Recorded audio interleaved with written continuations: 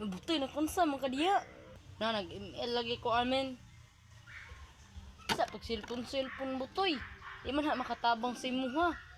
Manimba na nanta. Para natay pulong sa Ginoo ron ba na dili man ko kabalo mo simba amin.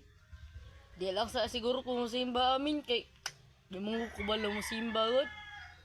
Wa di ko ka simba sukad-sukad. Sa man mo simba butoy. Musunsuon ra manggug ka sa kuha. Dali ra. Para makasugod na taron ba? Ay, simba na ta. Sige na lang amin. Kuyog na lang ko si mo para na ako makatunan sa simbahan.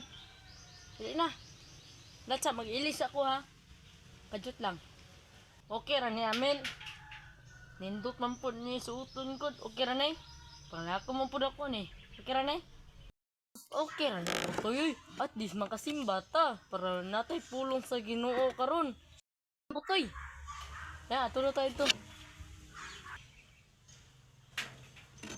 Hoy, tayo sa butoy. Hapit naman din ni mahuman butoy, oh. Murag, mga lawat na ni. Mga lawat ata butoy. Naunsa man ang mga lawat amin. Dili mo ko kabaluan na. Karon pa ba ako kasimba? Butoy ha. Kaya naminaw sa ta. Ha? Sige, amin. Naminaw lang karon. Mga lawat na butoy. Di na butoy. Ako sa una butoy para makasuon ka sa kuha ha. Na, unsaon man ipagpangalawat. Madili mo ko kabalong. Lawas ni Kristo. Ay, kabalong ako. Pangalan raman day isulti. Abay naku dili pangalan isulti. Lawas ni Kristo. Butoy.